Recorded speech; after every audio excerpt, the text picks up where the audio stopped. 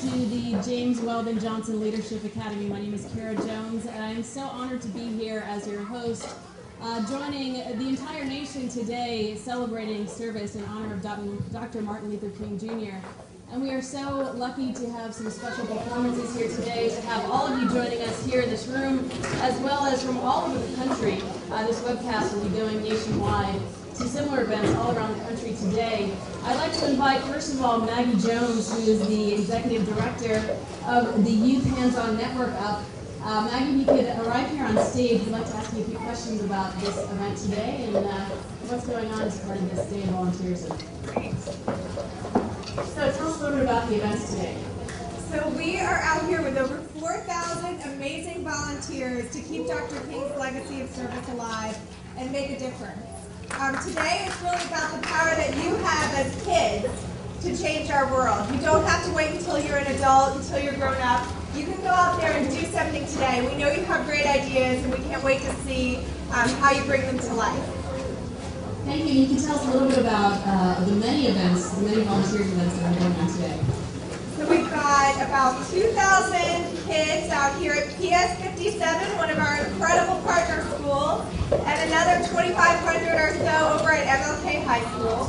And we're doing all sorts of different hands-on projects. So whether it's making a dog bandana to help a cute dog whose life may have been a little rough lately, to get adopted. Not funny? No?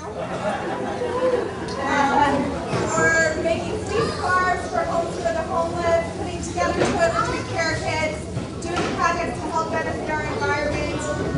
We also really are here to respond to the recent tragedy that happened in Haiti as well. I think one of the great lessons that Dr. King taught us with his life is not to fear life's challenges, but that we can do something positive in response. So today we're also going to be doing some global relief efforts for the victims of the earthquake in Haiti as well. Thank you so much, Maggie Jones. And this event would not be possible without the help of the City Foundation. And with me now is David Peterson, who's a chairman of City Foundation. Volunteerism is a huge part of what we do at City in terms of giving back to the community. And today we have over 200 volunteers. We also had 50 volunteers yesterday to help out with today's event. And we're extremely proud to be here. We thank all of you for coming out. Thank you so much. Thank you. And we are especially blessed and grateful today to have a slew of performances by many of the special students that are involved here with the school and its schools all throughout New York City. One of them is Sukrita Datta, who will be arriving on stage here in just a moment to introduce one of several performances that we will be having in just a moment. Sukrita.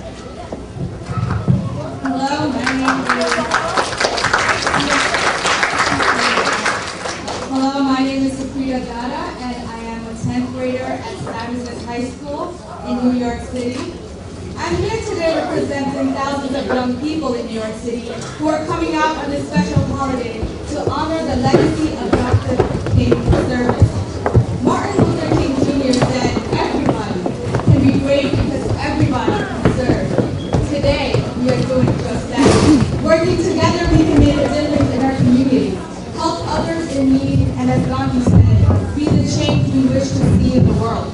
Now let's join together with PS 57 Quartet to sing the words of James Weldon Johnson. Lift every voice and sing.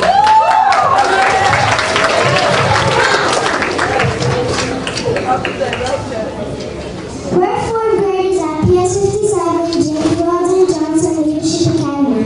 My name is Tasia Johnson. My name is Penny Silver. My name is Gabriella Flores. My name is Natalia Vanessa, and we will be singing Let Every Voice Be Seen. We will only be singing the verse 2 stanza, and these are the Tiger cheerleaders. Please rise and join us.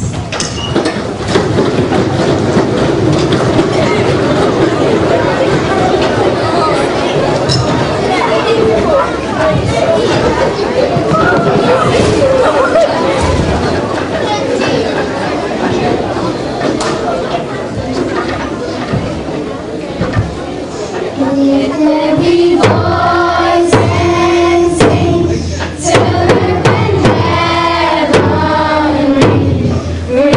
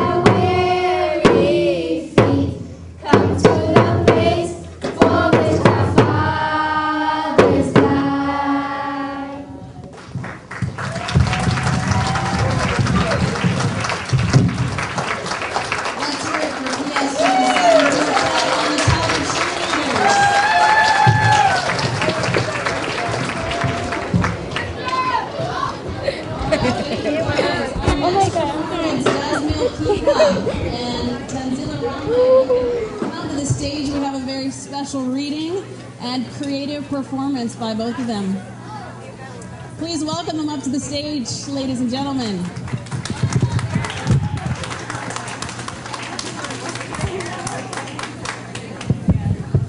I'm Desmond Peacock, and I will be doing a rendition of Martin Luther King, I Have a Dream speech. I say to you today, my friends, that in spite of the difficulties and frustrations of the moment, I still have a dream. It's a dream deeply rooted in the American dream. I have a dream that one day this nation will rise up and live out the true meaning of its creed. And we hold these truths to be self-evident that all men are created equal. I have a dream that one day on the red hills of Georgia, sons of former slaves and sons of former slave owners will be able to sit down at the table of brotherhood. I have a dream that one day, even the state of Mississippi, a desert state sweltering with the heat of injustice and oppression, will be transformed into an oasis of freedom and justice. I have a dream that one day my 4 little children will be able to live in a nation where they're not judged by the color of their skin, but by the content of their character. I have a dream today. I have a dream that one day the state of Alabama, whose governor's lips are presently dripping with the words of interposition and nullification, will be transformed into a situation where little black boys and little black girls will be able to join hands with little white boys and little white girls and sit and walk together as brothers and sisters. I have a dream today. I have a dream that one day every valley shall be exalted, every hill and mountain shall be made low, the rough places made plain, and the crooked places made straight. And the glory of the Lord shall be revealed, and all flesh shall see it together. This will be the day when all of our children will be able to sing with new meaning. My country, 'tis of thee, sweet land of liberty, of thee I sing. Land where my fathers died, land of the pilgrim's pride, from every mountainside, let freedom ring. And we let freedom ring. When we let it ring from every village and every hamlet, when we let it ring from every state and every city, will we be able to speak up that day, and all of our children, black men, white men, Jews, Gentiles, Protestants, Catholics, will be able to join hands and sing the words of the only spiritual. Free at last, free at last, thank God Almighty, we're free at last.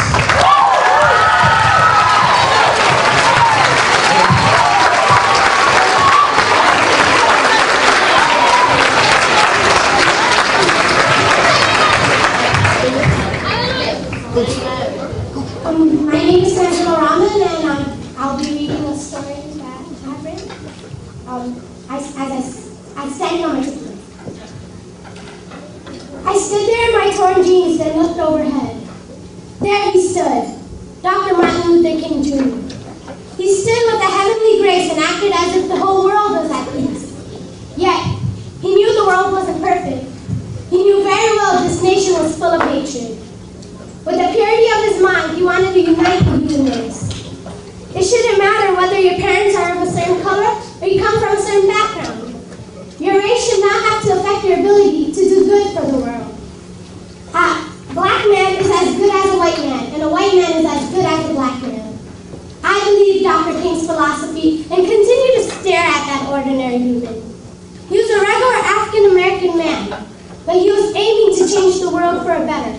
To not only make it a better place for the African race, African-Americans, but for all races as well. A great roar went across the land as people cheered for the man who was clearing his voice. I stood on tippy tippy toes to see the man.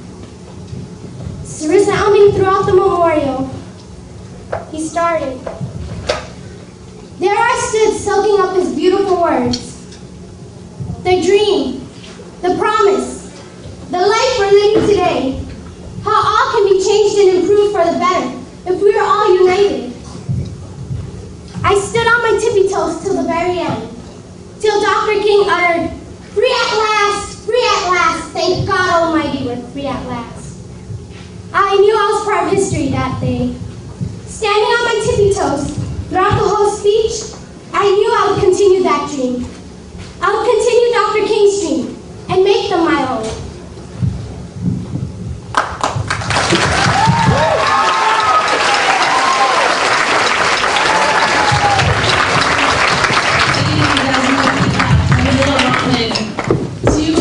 Performers who are really bringing the spirit of this day home for us all today.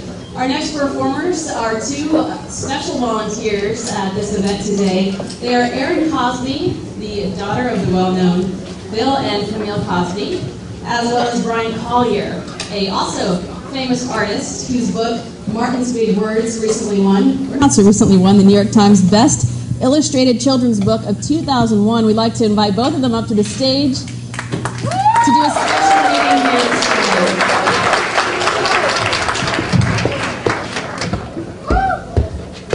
Good morning, Erin. Okay. Good morning, everybody. Good morning. I say good morning. Good morning. That's cool. We are here to read Martin's Big Words. Brian Collier is the author and illustrator.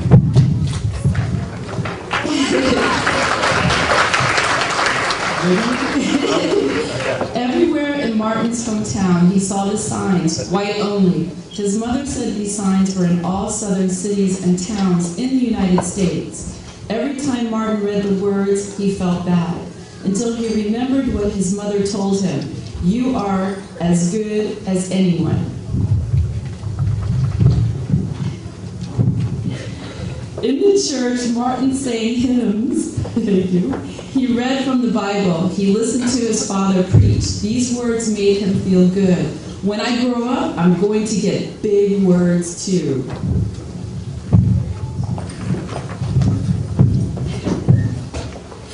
Martin grew up. He became a minister like his father, and he used the big words he had heard as a child from his parents and from the Bible. Everyone can be great. He studied the teachings of Mahatma Gandhi. He learned how the Indian nation won freedom without ever firing a gun. Martin said, love with others, said hate. Hate cannot drive out hate, only love can do that. He said together when others said separate. He said peace when others said war. Sooner or later, all the people of the world will have to discover a way to live together.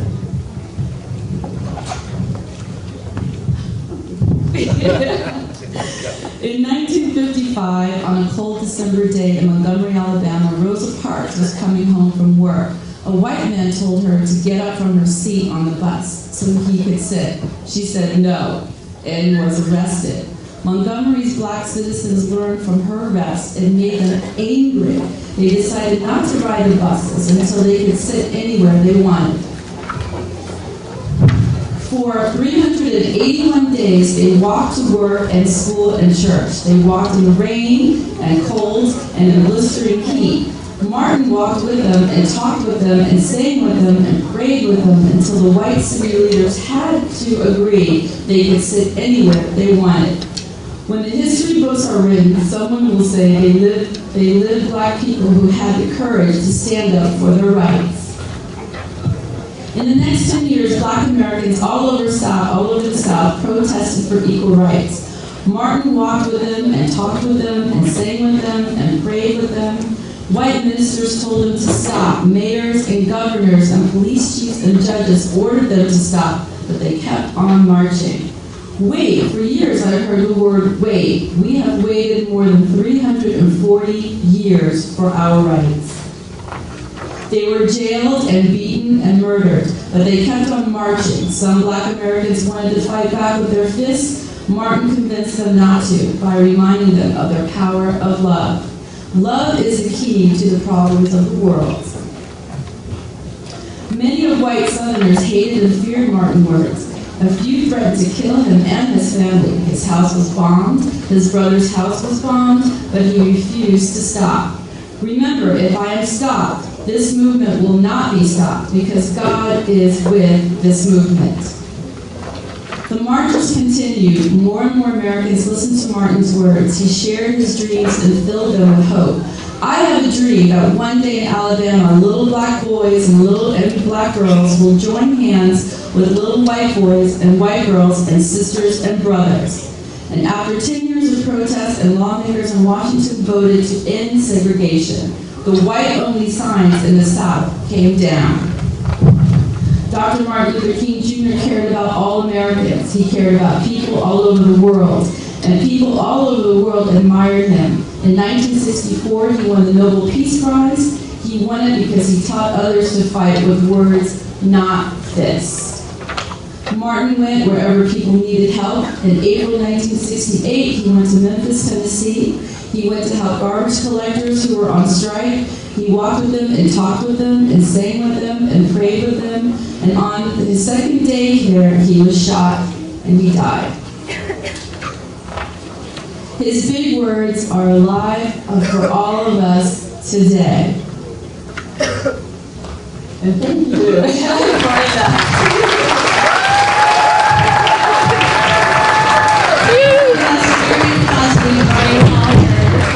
As you know, there are many volunteer activities happening all day today at the school and all throughout your city. Erin will actually be reading that story all day long to you. If you'd like, she'll be upstairs with that activity this afternoon as well. Next, I'd like to introduce the man behind the school, Principal Israel Soto.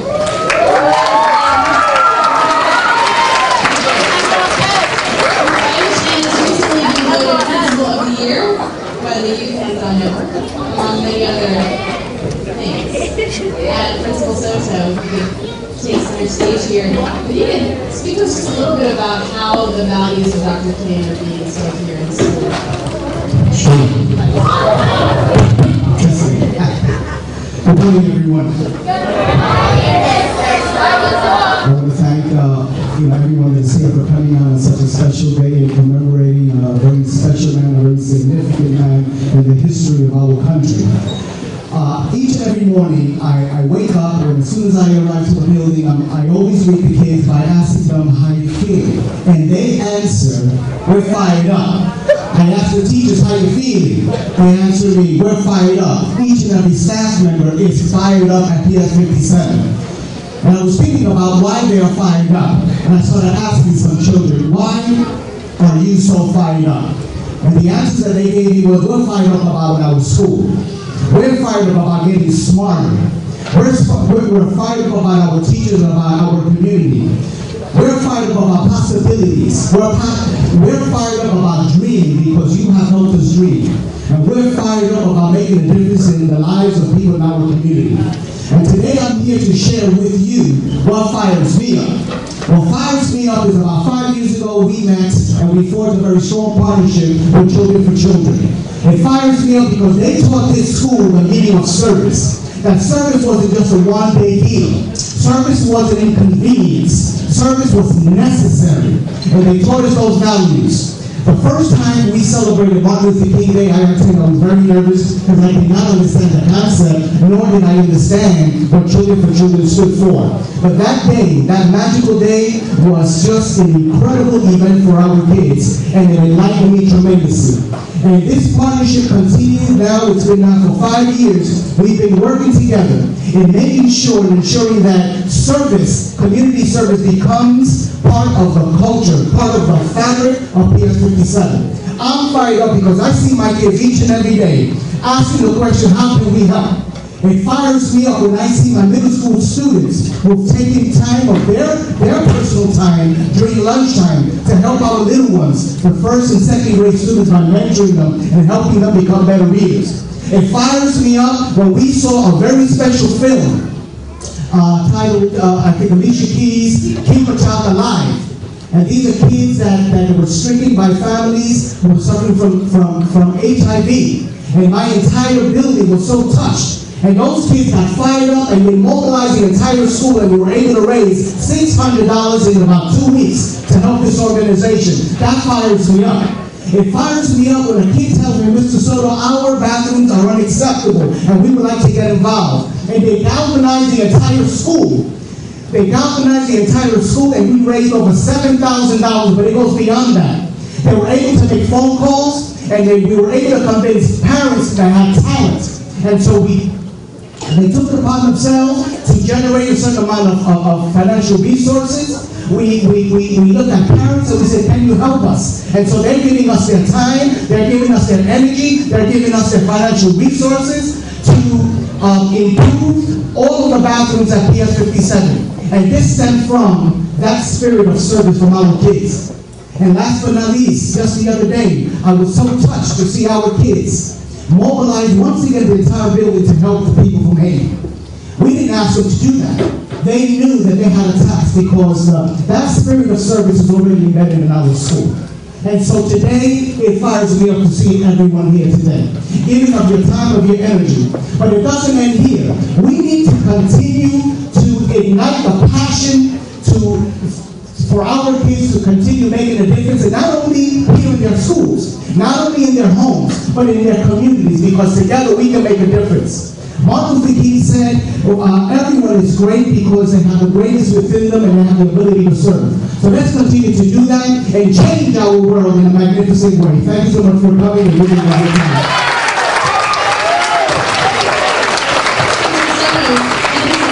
Would you mind taking a few more questions? I'm wondering, you're so passionate about the spirit of service. How do you think that children can really be inspired to serve? What do you think generally motivates them to serve? Straight from the mouth of babes, our kids are pure at heart. When I ask kids, and this is going to lead to that question, what do you want to be when you grow up? I've been principal in this building for 10 years, and it's always the same answer. I want to be a lawyer, I want to be a doctor, I want to be a teacher, I want to be a principal, I want to be a fireman. Kids innately want to be great. They want to do something. And our kids are so pure heart that it's just part of them. They want to give, they want to make a difference, and they see it. What they need is more role models. They need more adults showing them the way and how to do it. They have the disposition and the spirit to do that, but we need to be those role models. We need to continue to remind them and ignite a passion in them that yes, it is good to serve, it is good to give back. I've often told my parents and my teachers and all the kids, we have been giving much here at PS 57, and we need to give back. It's not about give me, it's what can I do to make a difference in this school and the community at large. Thank you so much.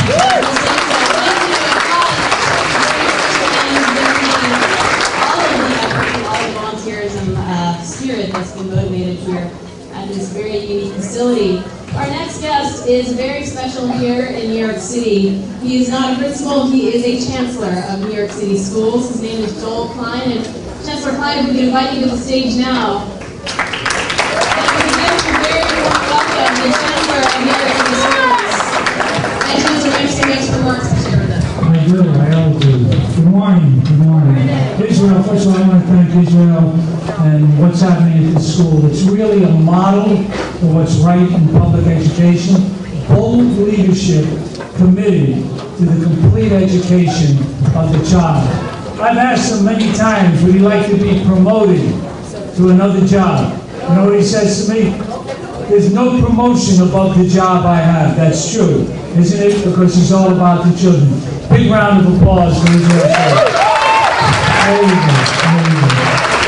I need that happen.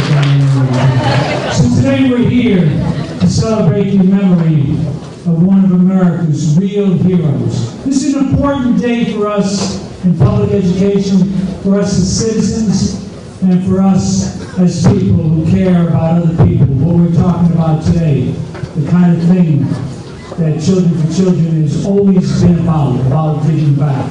So I want you to think, because you know, people have a short memory, and the youngsters among us may not really know what Martin Luther King was all about in America. See, I grew up in a different America. I grew up in America, in New York City, when I didn't believe that an African American would be president of the United States. I grew up in America where in many parts of this country, people with a different race from mine, this young lady sitting in the front row, she couldn't go to the same school that I went to for one reason, because she has a different skin color than I had. I grew up in America in which segregation and Jim Crow was part of the country we lived in.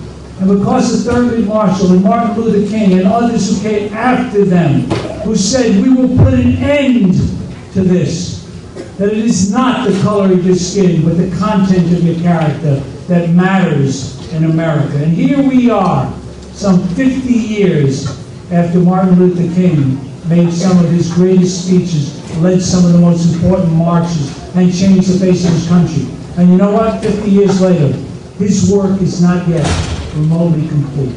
The most important part of that work that has to be done, the most important part, is the part that deals with education. If people are going to be judged by the content of their character and not the color of their skin, then every kid, in every community, in every zip code, of every color, and every family background has to get an equal shot at the American dream. Think about it. For 3/4 of America's history, 165 years, we tolerated separate but equal in education. From 1789 to 1954, 165 years. We knew it was separate, but it was never equal. And 55 years ago in Brown versus Board, we said to every kid, we got a new beginning.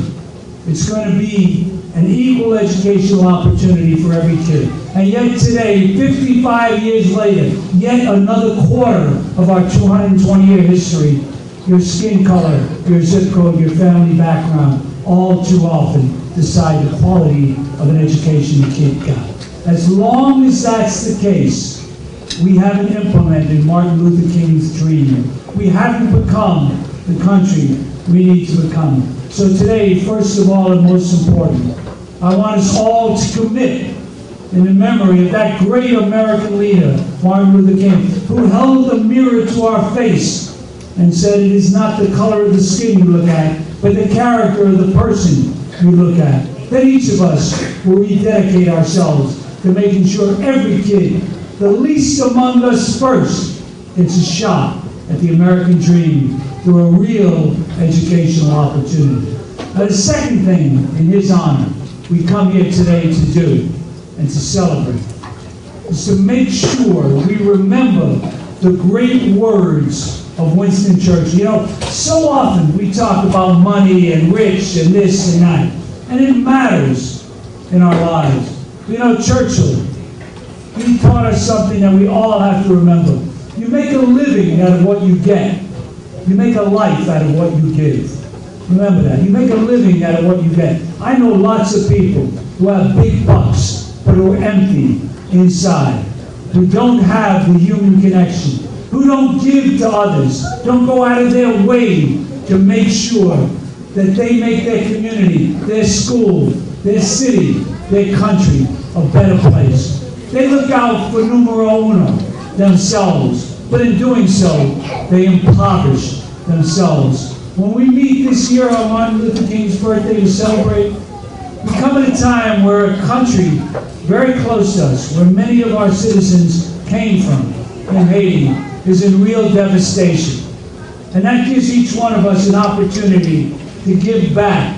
Each one of us to dig into our own pocket to help send food and medical and other supplies down there.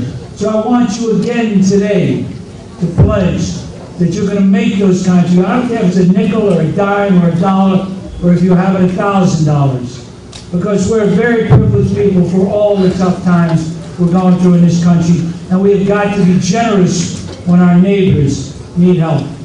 And most of all, to the young children who are here. Most of all, you are the future. The kind of America we will be depends on you. And I think you can teach us, your parents, your teachers, your principals. You can teach us about citizenship and about sharing and about giving back. Because the strength of our society will depend upon a real understanding that we don't go it alone. We go it together. And if we just take care of ours and look out for numero uno, then we are going to pay an enormous price collectively. So today, as we honor really one of the great Americans in the entire history of this country, it's not enough to come here and honor him. It's most important for each one of us to look inside ourselves and say, we can do better. We can be more generous. We can share with our classmates. When people talk in ways that are inappropriate, people bully other kids, people call other kids out on race or on gender or other issues, we have to respond. Martin Luther King understood something. It's not the bad people we need to worry about. It's the good people who remain silent in the face of bad things. So kids, today I deputize you as officials who will make sure you don't remain silent when bad things go down. The future of this country depends on people willing to fight with every ounce of their body for what is right. And today on Martin Luther King's birthday, let's all commit ourselves to do that. Now before I close, I want to call up, we have 3 winners of our competition. And I want them to come up here and so we can recognize them. You got the presents for us? Okay. This is Sabrina, who's here as a volunteer to help out. She goes to Stuyvesant High School. Let's hear it for her.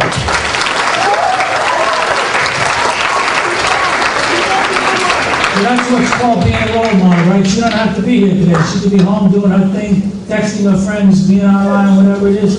But she's here today to give back and to help me now in recognizing these 3 winners.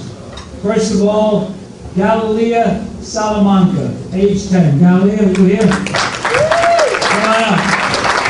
All right.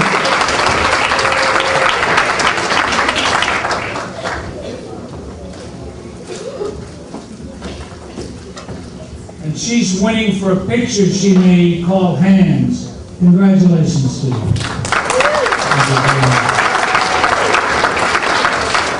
Our second winner, age 6, Daniela Diaz, for her picture, World Peace.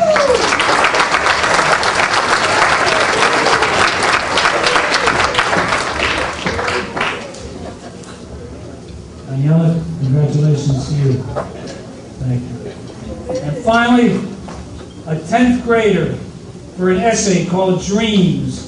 Started off with Langston Hughes' poem, Dreams, and ends with a challenge for black people to take pride in their heritage and in their future. Andrea Smith. Andrea. I love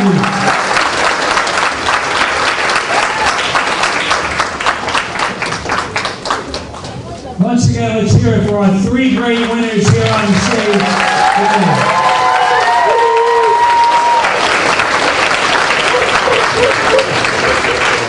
Like them, let me conclude by saying all of you are winners today. Parents, for coming here, what you say to your children is so powerful, right? You too could be someplace else. You too got a lot of things to do, a lot on your own agendas. You are here today because you're a role model for your children, sending a signal to them that the community we live in, the people we are, is measured not by the size of our paycheck, but by the size of our heart. You guys are here with big hearts today. On behalf of all of my children in the public schools, thank you, God bless you, and congratulations to these 3 winners.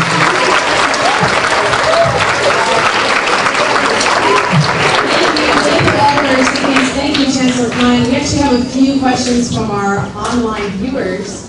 For you, Chancellor Klein, how are volunteers making New York City better on MLK Day? And what about after MLK Day? So right today, throughout the city, volunteers are all over. They're in every part. I know people who are working with church groups trying to help with Haiti. I know people who are working with our kids in various schools. When we leave here, Children for Children has a big event that we're going to go to with Martin Luther King, where people, again, are working with our children. So this is a day which symbolizes giving back. But the really important question is it a day? You know, I always think about, we have Mother's Day and Father's Day, and we sell a lot of cars. But if you kids don't make every day Mother's Day and Father's Day, then you're not doing right. Giving your parents a card once a year is not what this is about. Same thing when it comes to volunteer. That dad over there shaking his head. I have days like that too, Papa. Don't worry about it. But every day, the same thing is about giving back. It's not something you do every now and again. You make it part of your life. No matter what struggles you have, there are other people out there less fortunate who are counting on you. Thank you, Sister Ron. One more question for you. The New York Department of Education, the largest in the country, more than 1 million students, 1,400 schools. How are volunteers needed right here in this district? Right here in this district, we have volunteers. We have thousands of parents in our schools. How are they needed? To read to my children. I'll tell you right now, not enough adults reading to children all the time. Do it at home, come to our schools. In some of our schools, we need you to help out in the library. In some of our schools, we need the Parents Association. Throughout the city, I get emails from Parents Association. How can we raise money as a Parent Association to send it to Haiti? Meet with your principals. Meet with your school leadership teams.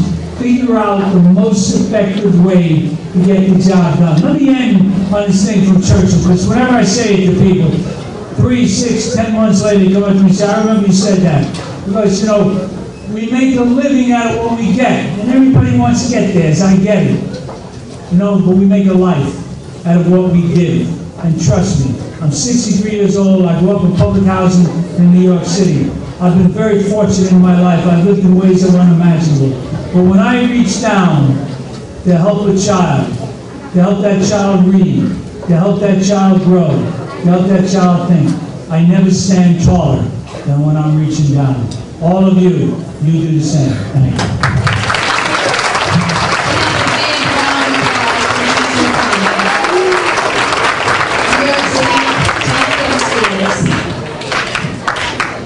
At this time, we'd like to invite some of the folks that are out there on the front lines of volunteers and the students to say some words. Suprita Datta, who has been our featured student, is going to join us here on stage. In the meantime, I'd like to invite any student that would like to share their thoughts about what this day means to you to please line up on this right side of the stage, and we might call on you. So please go ahead. We'll ask you to say your name and a few thoughts about what this day means to you. In the meantime, Sabrina, I'd like to ask you why you're here, and again, you can be home on this day why you're here. So today, I think what's really important is that service, what most people often don't realize, is that service is so empowering. And especially for the youth who think that we need to be older in order to do something or create a difference in our community. I think service really tells us that we do not need to be 25 or 30 to create change. We can be young as 5, 7, or 10 years old. What do you think, Sabrina, motivates people of your generation to get out and serve? I think basically it's young people want to see change. I mean, we are so inspired. We want to see things happen our way. So we are so inspired to go out there and create that change. And I think the fact that so many of us came out today clearly states that that's what we're here for. And if you could talk to us a little bit about how you've been involved in service personally and what kind of things you enjoy doing. Well, my first act of service, I was a tutor, helping struggling second graders. That was my first act of service. And after that, it just went off from there. And after that, I never really stopped volunteering. And when I got involved with Children for Children, I really took on that leadership role. in which I encourage others and other younger children especially to also engage themselves in service. Thank you very much, Saprita. We appreciate your being here. And we could give a big round for Saprita for being here, for all her leadership. All right, you, sir, please come to the stage. Come on here, center stage. What is your name? Ready? Freddie, what's your last name? Gonzalez. And what grade are you in? 6. And tell us a little bit about what this day means to you. Martin Luther King Day means to me, it's like a memory to me that no person should be judged by the color of the skin, just by their characteristics. And everyone should remember today, because what Martin Luther King was that he made everyone come together and hold hands. So, for example, I wouldn't be able to be at school with my friends that are darker skinned than me. And that's what this day means to me. Thank you very much. Big round for Freddie. Freddie, we have students young and old here. What is your name? Enrique. Enrique, how old are you? 6. Enrique, could you tell us a little bit about what this day means for you? People Day is here, because we want to help people around the world in Haiti. I just don't know.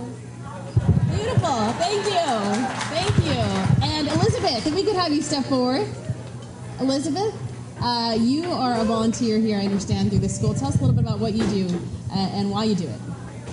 Well, I'm a part of an organization called Build On, and basically we go around the city, and there are some trips outside of the country, like in Nicaragua and different countries, to help build schools for those less fortunate than us. And I just started this year, and I'm 14, I'm a freshman, and I basically I've been to every service project, and I really enjoy helping out the community. Thank you, Elizabeth. Big round for Elizabeth, everyone. And what is your name? My name is Natalia, and every time, like yesterday, I was hearing the news and I heard about IT, and today I'm thinking of helping them by giving something little, but like Martin Luther King said, if you could help anybody, it doesn't matter your skin color. You got it. You can help out. Doesn't matter if you're a black person or if you're a white person. Doesn't matter your background. Thank you. Very well said. Big round of applause. And what is your name, sir? Alan Sakaza. Alan? Yeah. Okay, and tell us a little bit about what this day means for you and why you're here today. This day means to me like it's a memory, right? So then you get like a lot of things. You get textbooks and you get like math books, but you get it for a reason, because people back then they worked their way for you to get these things. Like Martin Luther King, for instance, he led marches. And he led them for a reason. He led them because he cared about people. He cared about everybody. He didn't let them because he loved us. And we love him. So thank you, Martin Luther King. Thank you. And Mariana, why are you here today? I'm here to volunteer today. I'm an intern at Children for Children. I go to Bronx International High School. I'm a senior, and I'm here to give it back to my community. And you can tell us a little bit about where you're from and your perception of Dr. King and his work here in this country since you've been here. I was born in Senegal, raised in France, and I end up here. So Martin Luther King opened a lot of doors for me, so I should take advantage of this opportunity and give it back to you guys. And what is your impression of all the work that folks have been doing here today? Oh, I didn't expect that a lot of people would come today, but I'm so happy of seeing everybody and all children doing so much work. I love it today. Thank you very much, Mariana. Big round of applause for Mariana. And Gabriel, I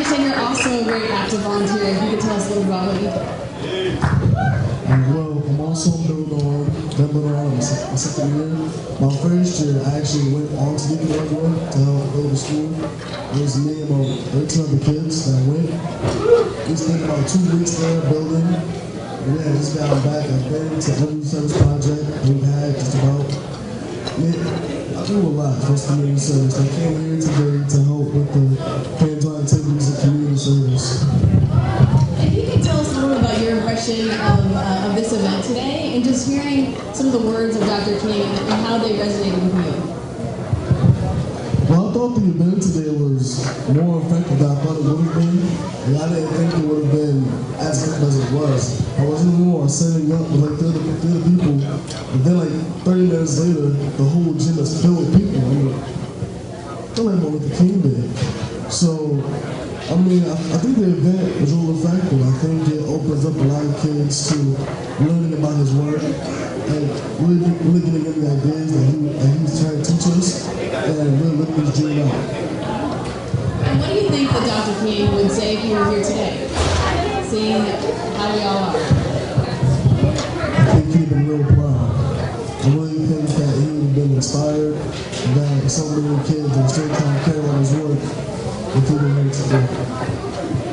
Thank you very much, Gabriel. We appreciate you being here and all your volunteers. Thank you. And what is your name? And why are you here today, and what does this day mean to you?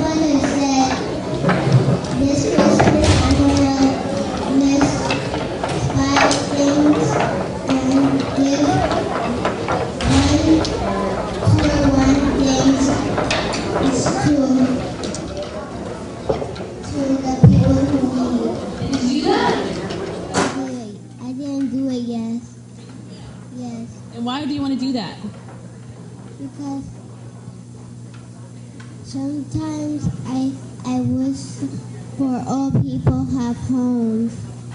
Thank you so much. That was a beautiful thought. Big round of applause. So we have one more performance for you. The PS 57 band is back, and we are going to invite them to center stage. Take it away.